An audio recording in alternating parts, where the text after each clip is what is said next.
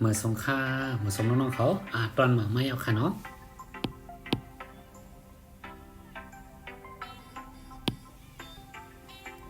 ตัวที่หนึ่งนะน้องนะไก่เจี๊ยบเจี๊ยบเจี๊ยบจำนายจำตันเนาะเจี๊ยบเจี๊ยบเจี๊ยบจำนาไก่เจี๊ยบเจี๊ยบเจี๊ยบเจี๊ยบเจี๊ยบ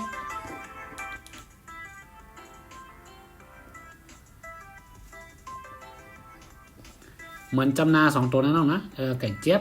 ไก่เจี๊ยบหมายถึงว่าเป็นด่วนตัวเล็กๆค่ะตัวที่สองเนาะใส่รองเท้าตัวนี้ปิ๊กซัมมาออกเสียงไม่เก่าเนาะใส่รองเท้าเนี่ยก็เท้าเนี่ยมันจะคาร์โนมันที่ออกเสียงแค่ปอดป้านะน้องนะตัวนี้นะเพราะว่ามือเตรียมที่เป็นไม่เก่านะเพราะออกเสียงเป็นไม่เก่านะตัวนี้ตัวเดียวกันนะใส่รองเท้าใส่รองเท้าก็ใส่ซอกตีนค่ะก็ใส่รองเท้าผ้าใบเป็นซอกตีนนะใส่รองเท้าแตะเป็นใส่แคบตีนช้างเผือกชอางอช้างไม่โทช้างพอกอเผือกไม่เผือกช้างเผือกช้างเผือกอันนี้ก็เหมือนกล้ามไต้หวันนะสอเอเสปอรอเอบอเปรบเสเปรบตัวแน่ๆเหมือนเจ้าว่าส้มหยันเปิ้นตัวอาตากอยบอเก็บตะเกียบนี่เป็นไม่โถค่ะเนาะพอผาไม่โถผ้าปอยก็เปียกผ้าเปีย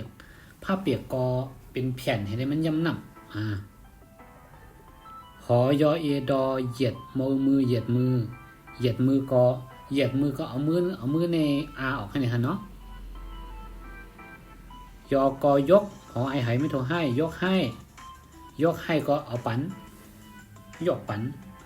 พอรอบอพรบความคำไม่ค่ำพรบค่ำหมายถึงว่าโหคำเนาะเหมือนเจ้ากลางวันติดโต๊ะที่ไหนค่ะกลางวันตึกเลียงห้องพรบค่ำนะครับเนาะพรบค่ำขออุกอคุกขอเขาไม่เข่าคุกเข่าก็มันคุบเข่านั่นนะคะเนาะคุบเข่าขอแต่งงานยันเมสว่าแต่งงานก็เข้านาในนางคุบเข่าต่อหน้าผู้หญิงนะนออีดอนิดหอนอยอหน่อยนิดหน่อย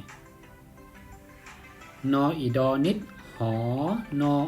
ยอหน่อยไม่อีกหน่อยนิดหน่อยก็หมายถึงว่าอินค่ะเนาะมออ่างอมังขออุดอคุดมังคุดเนี่ยเป็นหมักเมืองกุดค่ะเนาะรออากรักกว่านอกันรักกันหักกันออกเสียงยักษ์จำนะน้องนะกอไก่ออกเสียงยักษ์จำนะรออุกอลุกขออนอขึ้นไม่โทขึ้นลุกขึ้นก็ลุกจุกขึ้นมาเนี่ยค่ะเนาะหอยออุดอหยุดพออากพักหยุดพักกึดลือค่ะพอรออีบอพริบตัวตาพริบตาหมายถึงว่าเพียบเหมือนตาค่ะเนาะน้องๆเขาด้วยดีๆนะอันนี้ป่นตีบรรเทาอย่างค่ะป่นจันเงามากนะน้องนะเลลอกไล่กันออกเสียงยักจำนาเสียงเปล่าในป่นเมานะน้องนะน้องเขาด้วยดีนะเพราะว่าก็เลยแจ้มาหันก้อยพวกในจึงการดูเพี้ยนตีเงามันเนาะอันนั้นก็ติมีปลาเพี้ยนมันนะน้องนะปลาเพี้ยนจันหนึ่งในจันเงาพัดลมจำกันนะพัดลมจำกันมีกลุ่มห้องเห็นปะนังก้อยตัดนะน้องนะค่ะเพราะว่าซื้อปั๊บคาเนี่ยก็เห็นเสียงในมุ้ยเป๊กกับสองห้องก้อยค่ะอันนั้นเป็น1แล้วเป็น2หัวนะใน YouTube ก็มีนะน้องนะค่ะเพราะว่าเขาซื้อปั๊บเนี่ยก็เขาเต็มเลยกับซอกหามเขามันอยากปั๊บนั่นก็เพราะว่าน้องเขาเลยเอากัดถวดไว้ค่ะกัดถวดไว้หลายๆปั๊บเผิงก๋วยมาเขาตีไว้ปันดุปันนั้นเขาเห็นต่อเห็นไหมคะเนาะค่ะ